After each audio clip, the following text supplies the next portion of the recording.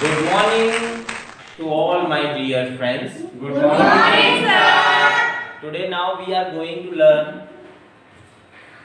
present perfect tense. Okay? Yesterday we have learned present continuous and before it we have learned simple present tense. Now today is the day for the learning present perfect tense. Okay? What is the present perfect tense? Okay. Let's come to know.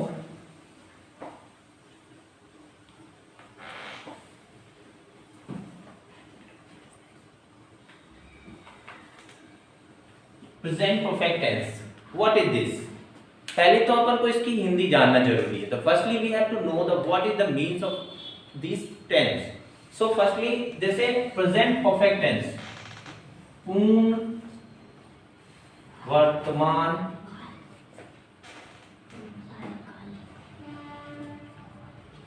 काल, ठीक है। पूर्ण वर्तमान काल मतलब कोई भी चीज पूरी हो चुकी है।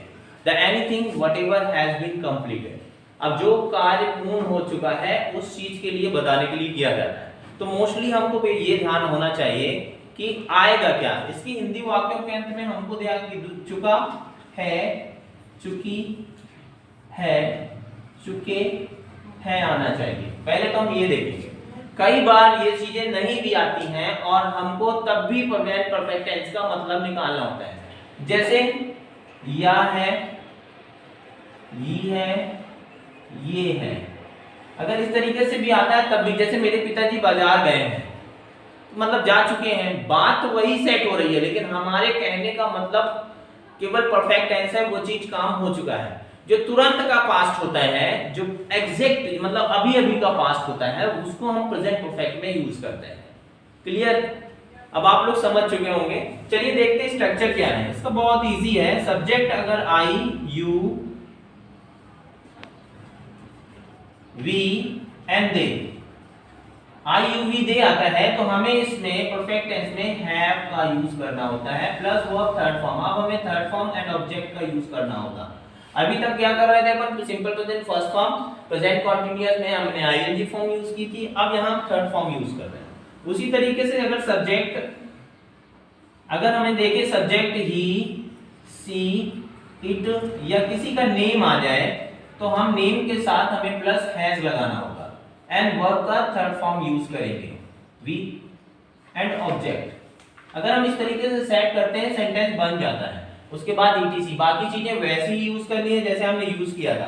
अब अपन देखते हैं कैसे लेते हैं। जैसे हमने आई लिया, उसके साथ हमने हैव यूज किया, आई एंड हैव, तो I have, you have, we have, they have हम यूज कर सकते हैं। आई हैव गो का थर्ड फॉर्म होता है गॉन टू स्कूल।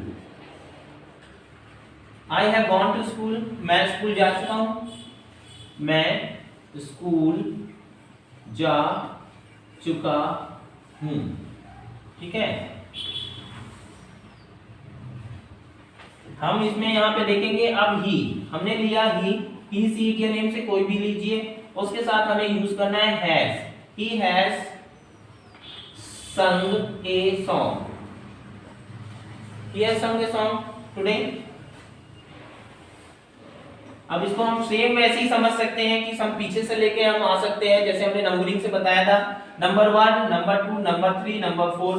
अब देखिए नंबर 1 अगर हम इसको देते हैं तो यहां हो जाता है वह आज एक गीत गा चुका है। क्लियर? हमने नंबर 1 लिखा, वह आज एक गीत गा चुका है, चुका आ गया। तो इस तरीके से हम प्रेजेंट परफेक्ट बनाते हैं। प्रेजेंट परफेक्ट बनाने के लिए मतलब वो कार्य पूर्ण हो चुका है। कई बार हमसे ये गलती हो जाती है कि हम उसको फील नहीं करते, रियलाइज नहीं करते हैं। Just like you have come into the coaching and you have completed to the present continuous tense and you are learning. अब प्रेजेंट कंटीन्यूअस में हमने यूज किया, you are learning present perfect tense and you have completed present continuous tense, perfect। so आप उसको realise करेंगे और तभी हम बोल पाएंगे सेंटेंसेस में।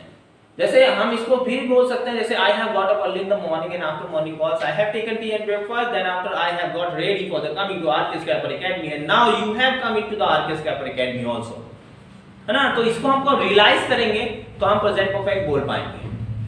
I think that you have understood very well and you are understanding also. Now this is very important to understand that you will have to continue and you will have to make the tense sentences. Whenever you will make the tense sentences and you will try to speak that sentences and those sentences, so you will be able to speak sometime. कई बार ऐसा होता है कि हम बोलते हैं हमके बोलने के लिए क्या करना पड़ता है। चलिए अच्छा बताइए, बोलने के लिए क्या करना पड़ता है? बोलने के लिए बोलना पड़ता है। अभी तक आपके दिमाग में क्या चल रहा था? बोलने के लिए क्या करना पड़ता? जैसे सर जी ने पूछा तो आपका दिमाग क्या चला? ऐसा लगा कि आप करना क्या पड़ता है ना? लगा था ना? लेकिन उसको पता है क्योंकि उसने कई क्लासेस दे दिया है, तो उस कारण उस बच्चे ने जल्दी बोल दिया कि बोलने के लिए पहले तो बोलना पड़ता है। और हमारे दिमाग में क्या आता है? ध्यान देना पड़ता है, पढ़ना पड़ता है, ये करना पड़ता है। कुछ नहीं करना पड़ता है, केवल बोलना पड़ता है। अगर मैंने सिखाया आई हैव कंप्लीटेड, तो आपको यही बोलना है आई हैव कंप्लीटेड। अगर मैं घर जा चुका हूं या मेरा दोस्त जा चुका है, my friend has gone to office, my friend has gone to home. मेरी मम्मी खाना पका चुकी है, my mother has cooked food. तो हैज लगाना है मम्मी के साथ। अब यहाँ पे हमने बता दिया आपको कि ही सी इट या नेम के साथ हैज का यूज करना है एंड आई यू वी दे के साथ हैव का यूज करना है। क्लियर?